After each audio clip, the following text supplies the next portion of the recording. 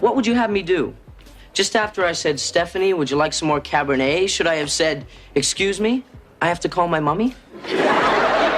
When TV tried to explain the whole 1980s by placing two former hippies under the same roof as a teenage conservative who treated his briefcase like a safety blanket?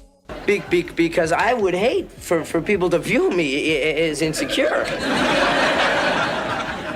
Yeah, that was Family Ties. Michael J. Fox's Alex P. Keaton wasn't just a character. He became the decade's favorite young capitalist, quoting Milton Friedman at the breakfast table while his parents were still talking about peace, love, and social justice. Meredith Baxter and Michael Gross played Stephen and Elise, two former flower children trying to understand the very driven, very opinionated son they somehow raised. Justine Bateman's Mallory turned fashion obsession into an art form, and Tina Yothers's Jennifer delivered dry, no-nonsense comments on all of it. Together, they carried NBC through 7 seasons of political debates, generational conflicts, and some surprisingly emotional episodes that still hit hard today. But behind all that wholesome family sitcom charm, a lot of weird, wild, wonderfully 80s stuff was happening. Today, we're counting down 15 weird facts about Family Ties, the stories that explain how one small sitcom became a cultural landmark. Now, before we dive in, hit that like button and subscribe. It helps us keep the 80s nostalgia flowing. And stick around for number 1, because the real story behind Sit, Oot, Sit is more emotional than you remember. Now, let's get into it. Number 1. Literally, NBC President Brandon Tartikoff watched the Family Ties pilot and gave the kind of executive note that people in Hollywood still talk about decades later. He said, "I love the show. You just have to get rid of the kid." And that kid, of course, was Michael J. Fox. Get the phone call. NBC, we love the show. We're picking it up. We have one note. I go, what's that? Replace Michael Fox. Tartikoff's reasoning was that Fox did not have lunchbox appeal, meaning he could not imagine kids begging their parents to buy merchandise with this fast-talking Canadian's face printed all over it. Well, Dad, I was thinking, term papers and exams come and go, but the family unit is the one true constant in life. As if the ultimate measure of sitcom success was whether your face deserved to be on a metal lunchbox sitting next to a peanut butter sandwich. He goes, well, is he the kind of face that's going to be on a lunchbox, Brandon? I go, The creator, Gary David Goldberg, fought hard to keep Fox and eventually won. Fast forward a few years. Family Ties became NBC's number 2 show. Back to the Future turned Fox into a global icon, and Fox did not forget. He had a custom lunchbox made with his own face on it and sent it to Tartikoff with an inscription that belongs in the passive-aggressive Hall of Fame. Quote, "This is for you to put your crow in. Love, me." End quote. Tartikoff kept the lunchbox on his desk until the day he died. Sometimes the kid you almost fire becomes the network's biggest star. Number 2. The show was All in the Family in reverse, and it was not afraid to get serious. Critics famously called Family Ties All in the Family, but backward, and honestly, they were right. Instead of Archie Bunker shouting at his liberal son-in-law, you had 2 former hippies trying to understand a teenager who admired Ronald Reagan. It was the same conflict, just with the sides switched. A true Reagan-era reversal. And this was not just background noise. The show went there again and again. When it came to alcoholism, they gave the story to Tom Hanks and let him completely break your heart. Come on, sit down and have a drink and make you feel better. What are you doing up so late anyway? Sexual harassment. The Mallory storyline got uncomfortably real. Cold War fear? Oh, they definitely had opinions. And then there was My Name is Alex. Hey, Alex. Hi, Nick. What are you doing here? What do you mean, what am I doing here? These are all the people in your life, right? I'm in your life. If you were a kid watching that episode, you probably thought NBC had accidentally switched the channel to PBS. Suddenly, you're watching Alex deal with death, grief, God, and big life questions, all in a sitcom that 5 minutes earlier had jokes about stock portfolios. It shouldn't have worked, but it worked spectacularly. For a show built on political opposites, Family Ties somehow became one of the most emotionally honest series of the 1980s. Alex, I want to talk to you. I need your advice on something. It's really serious. Your hair looks great. Can I go now? Only this sitcom could hit you with a debate about Reaganomics in one episode and then make you question the meaning of life in the next. 7 seasons, 176 episodes, and a sitcom about political opposites became one of the most emotionally honest shows on NBC. And to think, all this came from a show that started as What If Hippies Accidentally Raised a Young Republican. Number 3. Bill Cosby took Thursdays, and Family Ties never recovered. For 3 seasons, Family Ties had the best spot on television, Thursday nights, right between The Cosby Show and Cheers. NBC's must-see TV lineup was unstoppable, and Family Ties rode that wave straight into the top 5. America tuned in for the Huxtables and stayed for the Keatons. It was a perfect setup. Then, Bill Cosby decided he wanted that prime 8:30 slot for his new spinoff, A Different World. NBC President Brandon Tartikoff said, sure, why not? A Different World stayed on Thursdays, and Family Ties got moved to Sundays. Big mistake. Big. Huge. Sunday nights in the late 80s were basically television quicksand. A different audience, tougher competition, and ratings that could sink even a strong show. The Keatons went from a top 5 powerhouse to fighting for viewers like it was a neighborhood yard sale. Now, A Different World absolutely earned its spot. It became a hit right away. But moving Family Ties to Sundays didn't exactly help the Keatons stay afloat. And honestly, after 7 seasons, the cast wasn't pushing for an 8th anyway. They were ready. Okay, now here's what we do. Everyone take his own fortune cookie, and then we'll break our cookies and we'll read our fortunes aloud. By 1989, after 2 years of Sunday night exile, Family Ties quietly wrapped things up. No spectacle, no big farewell special, just a simple goodbye episode and curtain call. Ladies and gentlemen, Gary David Goldberg. Family Ties survived Tartikoff trying to fire Michael J. Fox in 1982, but it couldn't survive the move to Sundays in 1987. Number 4. How Michael J. Fox filmed a sitcom and a blockbuster at the same time.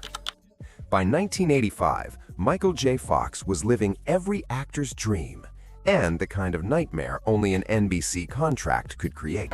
This is Alex P. Keaton you're dealing with. I'm a member of the Interfraternity Council, and I go to a college where the students actually have brains. He had just finished Teen Wolf, a movie he later admitted he wasn't exactly proud of, and he had been offered the role that would define the decade. Hey, George, buddy, I have been looking all over for you. You remember me, the guy who saved your life the other day? Marty McFly in Back to the Future. One problem, though. He was still a full-time cast member on Family Ties, and NBC wasn't about to let their breakout star go just because some movie needed a kid in a stainless steel time machine. So Fox didn't choose one, he did both at the same time. For 2 months straight, his schedule looked like this. Family Ties from 7 a.m. to 5 p.m., then straight to the Back to the Future set until 2 or 3 in the morning. Grab 3 hours of sleep, sometimes in the car, and do it all over again. I mean, who knows if they got cotton underwear in the future? I'm allergic to all synthetics. The future? That's where you're going. That's right. 25 years into the future. I've always dreamed of seeing the future, looking beyond my ears. Fox later said he barely remembered sleeping during that time. He was running on caffeine, adrenaline, and pure 1980s determination. Somehow it worked. The exhaustion actually helped him capture Marty's wide-eyed, slightly frazzled energy. The craziness started because Robert Zemeckis wanted Fox from day one, but NBC at first refused to release him, so the studio cast Eric Stoltz instead. 6 weeks into filming, everyone realized Stoltz was playing Marty like he was in the world's saddest coming-of-age drama. Stoltz is a great actor, just the wrong vibe. Universal made the tough call to recast, reshoot, and hope Fox could fit the movie in between his Family Ties shoots. This time, NBC agreed on the condition that Michael still filmed Family Ties full-time. He said yes, stepped into the DeLorean, and the rest is pop culture history. Plutonium, wait a minute. Are you telling me that this sucker is nuclear? Hey, keep rolling there. No, this sucker's electric. Fox became one of the biggest stars of the decade. Back to the Future became a cultural landmark, and that insane 2-month schedule? Well, That's a story only Michael J. Fox could have survived and somehow made look effortless. Number 5. Mallory got dumber because Justine Bateman played her that way. Mallory Keaton wasn't supposed to be the family airhead. On paper, she was written as fashion-obsessed and boy-crazy. Maybe shallow, but not clueless. Then Justine Bateman showed up and made a creative choice the writers never expected. Whenever Alex threw one of his signature sarcastic jabs her way, Bateman played it like Mallory thought he was giving her a compliment. Mallory, didn't they show you that film in hygiene class? You know, the one with the baby chickies? Alex, times have changed. They show us one with the babies. Every insult bounced right off her and landed somewhere in the next county. She'd smile, nod, and keep going, completely missing the point in the most charming way possible. The writers saw this and basically thought, oh, she's onto something. Once they realized how funny it was, they leaned in hard. Suddenly, Mallory wasn't just missing Alex's sarcasm. She was missing, well, a lot of things. What started as her not catching Alex's tone turned into the ultimate sitcom showdown. No, I didn't make it up there. Coward. Look who's talking. The brave soul who offered me $5 to check behind the shower curtain last night. I did not. I offered you $3. You said you'd do it for $5. Alex, the pint-sized conservative prodigy, versus Mallory, the sweet sister who genuinely couldn't tell an insult from a compliment. Gary David Goldberg admitted it himself. We realized the less she understood, the funnier she was. And he was right. Instead of becoming a forgettable, pretty girl stereotype, Bateman turned Mallory into one of the show's most beloved characters. Everyone else has something they're good at. I just wanted to be good at something too. Her obliviousness wasn't cruel or mocking. It was charming, a kind of sitcom superpower. Those moments when Mallory smiled back at Alex after he tried to roast her weren't in the script. It was all Bateman. She gave the writers pure gold, and to their credit, they knew enough to step back and let her run with it. The writers started with a basic fashionista, but Bateman transformed her into a lovable icon, and the show was smart enough to follow her lead for all 7 seasons. Number 6. Matthew Broderick almost played Alex. Before Michael J. Fox became Alex P. Keaton, the very first actor to audition for the role was Matthew Broderick. Yeah, that Matthew Broderick.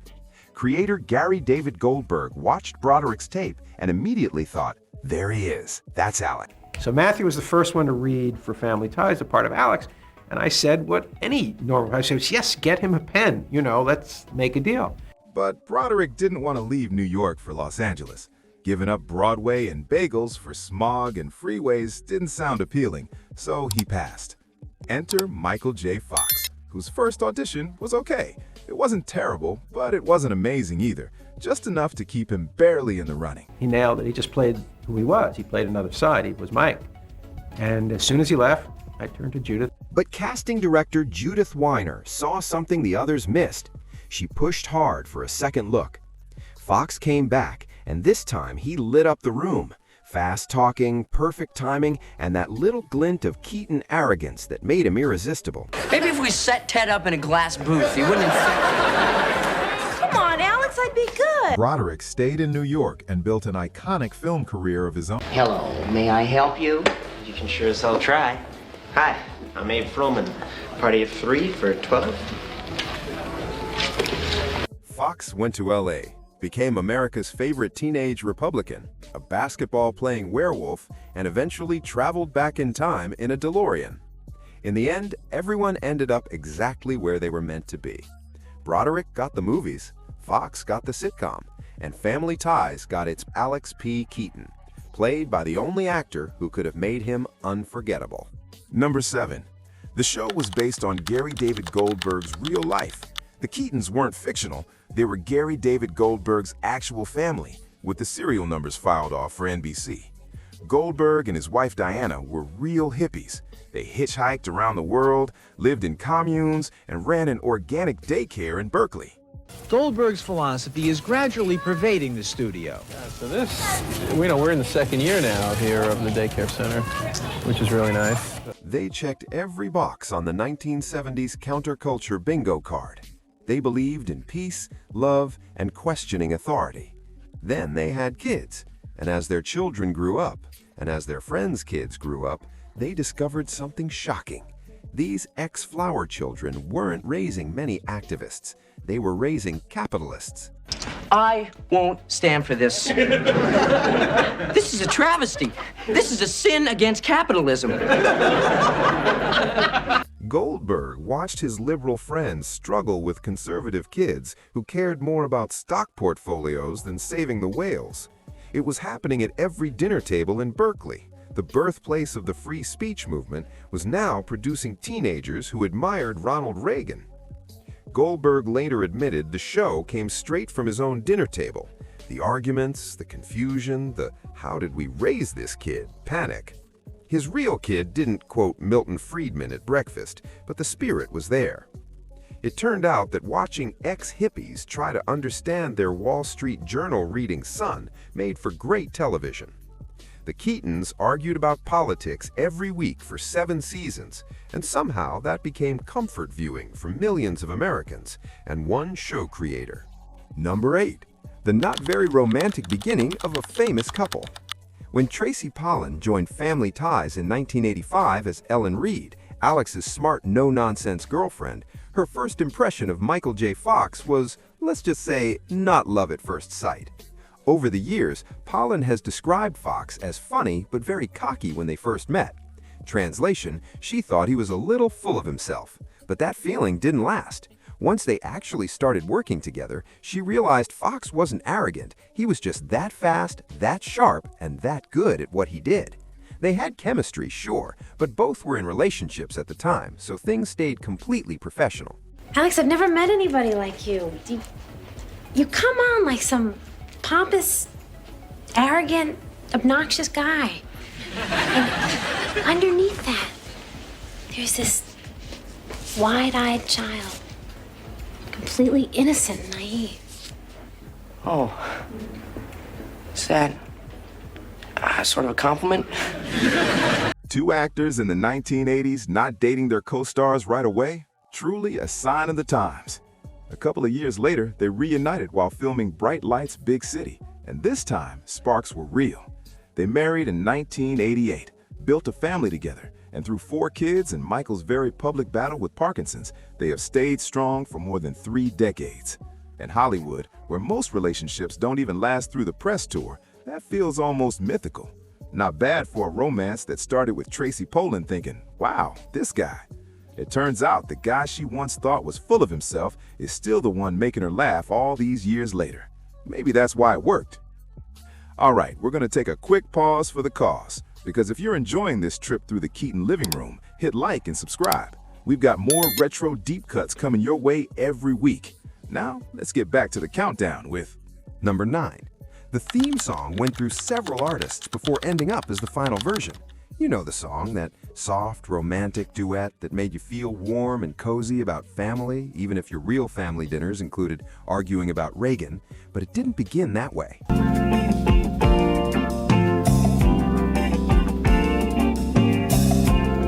The first 10 episodes featured a version sung by Dennis Tufano, the former lead singer of the Buckinghams, paired with actress Mindy Sterling.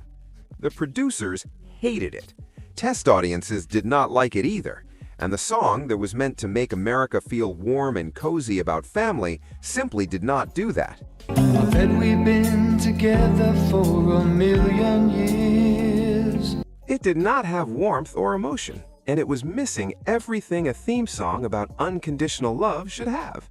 So the producers brought in the big names, Johnny Mathis and Denise Williams. And I can't remember what I ever did before. 2 real music legends with Grammy nominations and many years of hit songs between them. They recorded their version starting with episode 11. That is the version you heard, and suddenly, Without Us worked. Written by Jeff Barry and Tom Scott, the Mathis-Williams version became one of the calmest and most instantly recognizable theme songs of the 1980s. And I bet we'll be together for 1,000,000 more. For 1,000,000 more. The kind of song that could make you feel nostalgic for family dinners you never even had. That is the version that stayed in syndication, and that is the one that defined the show. That is the one still stuck in your head 30 years later. Not every show gets a second chance. Family Ties got Johnny Mathis and Denise Williams, so the problem was solved. Without us, sha-la-la-la. Number 10. Andy Keaton was the show's classic Cousin Oliver type addition. By season 5, Family Ties was a well-oiled machine. Alex delivered rapid-fire conservative logic. Mallory missed sarcasm like it was her superpower. Jennifer kept everyone grounded, and Stephen and Elise tried to figure out how they had raised a miniature Reaganite. And then Andy arrived. Oh, he's beautiful. Like his mother. Oh no, Stephen, look, he has your eyes. Though Andy was born in season 3, he was played as a baby by twins until season 5. Cute at first, sure, but by the next season, he had been magically aged into a wisecracking preschooler. Classic Cousin Oliver syndrome. You look like $1 million. Tax-free. Andy upset the balance. Adding a precocious kid didn't make the show stronger, it watered it down. Instead of smart political banter, we got cutesy punchlines. Some fans felt this change affected the sibling dynamic between Alex, Mallory, and Jennifer, saying the show moved more toward child-centered humor. On top of that, the show's move from Thursday to Sunday nights after season 5 matched a ratings drop from number 2 to number 17. Brian Bonsall kept acting during the show's last 3 seasons and later tried music, though he faced personal struggles as an adult. It's important to remember he was just a kid actor put into the middle of a cultural phenomenon. Looking back, there was something almost sweet about his Andy. The problem wasn't him, it was the writers focusing too much on cute when the show worked best with sharp generational clashes. Number 11. Nick Moore almost got his own spin-off 3 different times. Scott Valentine's Nick Moore wasn't just Mallory's boyfriend. He was the denim-vested, soft-spoken, motorcycle-riding scene stealer nobody expected. Nick was so popular that NBC did what NBC always did in the 1980s. They tried to give him a spin-off. Not once, not twice, but 3 times the charm. And they'd stop making those funny little noises that kids make when the teacher comes into the room. They'd all sit up nice and straight and they'd say, "Good morning, Mr. Moore." The first attempt was Taking It Home in 1986, where Nick moved to Detroit to live with his grandfather, played by veteran actor Herschel Bernardi. They filmed the pilot and tested it, but then Bernardi passed away. With him went the whole project. There was no way to quietly recast a beloved grandpa and hope viewers wouldn't notice. Enter attempt number 2. It was bold. Nick running a daycare for juvenile delinquents. Yes, really, a daycare for troubled kids run by Nick Moore. This idea never made it past the script stage, probably because someone finally asked, would anyone actually leave their children with Nick?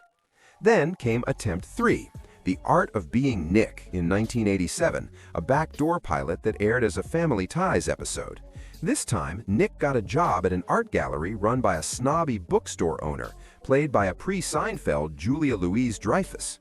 Rachel, this is Nick Moore. I'm pleased to meet you, Nick. Hey. Hey, Rachel. Hey, Rachel Phillip. Ratings were strong. NBC crossed its fingers and thought, 3rd time's the charm. Then Scott Valentine said no. After watching NBC try to build 3 different shows around him, he'd seen enough. His reasoning was simple. If I do this, I'll be Nick forever. And honestly, that's fair. Nick worked perfectly in short 10-minute bursts. The gruff exterior, the soft heart, the accidental wisdom.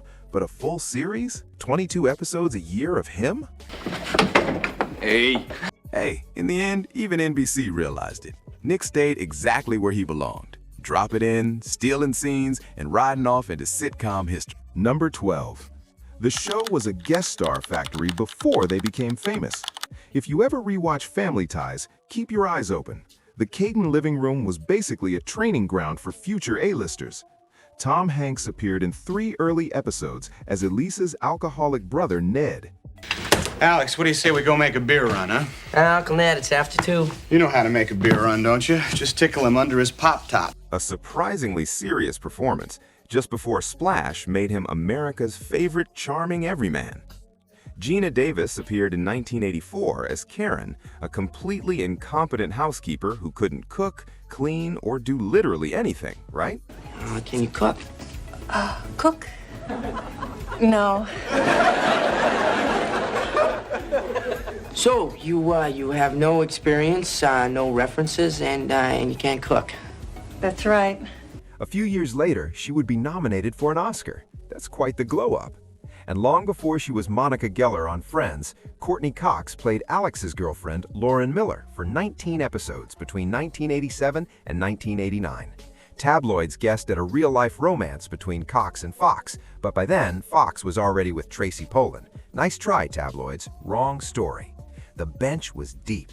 Julia Louis-Dreyfus before Seinfeld, River Phoenix before, well, everything, Christina Applegate, Martha Plimpton, Will Wheaton, all of them just kids showing up for a guest spot paycheck before they became household names.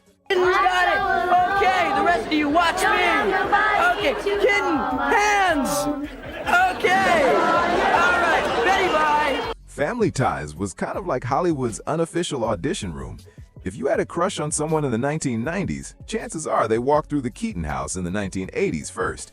Either the casting directors had amazing instincts for spotting future stars, or every young actor in Hollywood spent time on Family Ties at some point. It was probably a little bit of both. Number 13. Most episodes followed a 6 scenes and Alex apologizes structure. Almost every Family Ties episode ended the same way. Alex messed up, learned a lesson, and apologized. Then came the emotional music and fade to black. Every single time. I'm sorry, it's just so damn beautiful. The writers must have had a chalkboard in the room with a formula written on it. 6 scenes and a tag. And the final beat, Alex apologizes. They didn't even try to be creative about it. The formula sat on the wall, staring at them every single day. Creator Gary David Goldberg openly admitted this in interviews. We just left it up. Alex apologizes. Some version of it. Yeah, I think that's a very big part of it because you don't get this kind of performance and this kind of commitment, and you don't get these people to stay if you can't make it a real pleasant place to be. That was the rule for every episode, no exceptions. The formula came from sitcom legends James L. Brooks and Alan Burns, who had perfected it on the Mary Tyler Moore Show and Taxi. If it worked for Mary Richards, it would work for Alex P. Keaton, and it did, brilliantly. Here's why. Alex could be greedy, arrogant, manipulative, and ruthless for 20 minutes straight, as long as he felt bad about it in the last 2. You wanted to tell me what a jerk I was, how rude I was, how obnoxious, presumptuous, manipulative. Keep going. I think you're onto something. Carrie, I am sorry. The formula gave the writers permission to make Alex insufferable because they knew the apology was coming. He got to be both the villain and the hero in 22 minutes.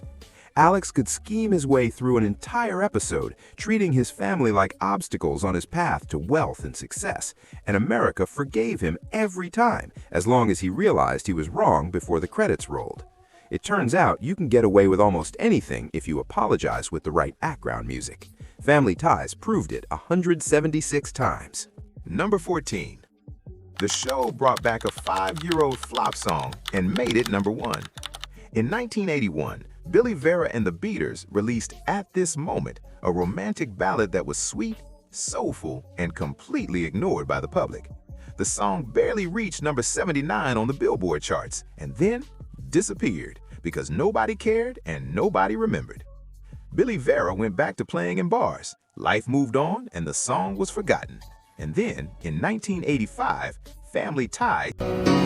What did you think I would do at this moment? The show used At This Moment during an emotional breakup scene between Alex and his girlfriend, Ellen, played by Tracy Pollan, who would later become Fox's real wife. The song played as Alex realized he was losing her, and suddenly a 5-year-old forgotten ballad became the most powerful soundtrack on television. What did you think I would say at this moment? I would say at this moment, fans called radio stations, demanding to know what the song was. Stations started playing it, and people who couldn't have cared less about Billy Vera in 1981 were now obsessed in 1986.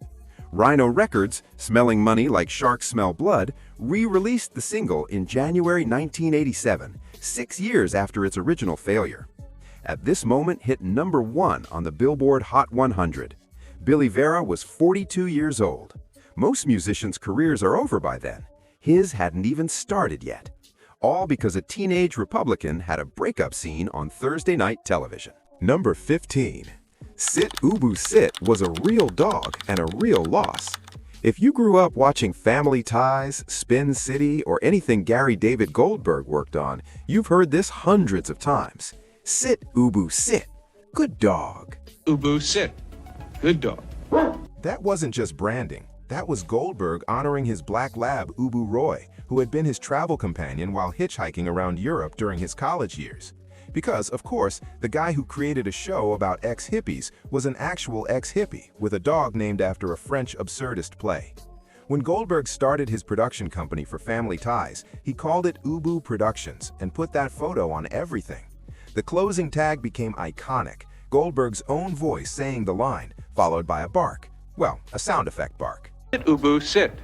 Good dog. Apparently, Ubu had zero interest in performing it, so even the dog needed a voice actor. Now here's where it gets heavy. Ubu died in 1984, just 2 years into Family Ties' run. Goldberg kept the tag anyway, not just as a logo, but as a memorial. That tag continued through Spin City and became one of TV's most recognizable closing moments. Baby red. Sit, Ubu, sit. Good dog. And there you have it, 15 weird facts about Family Ties. Which one surprised you the most?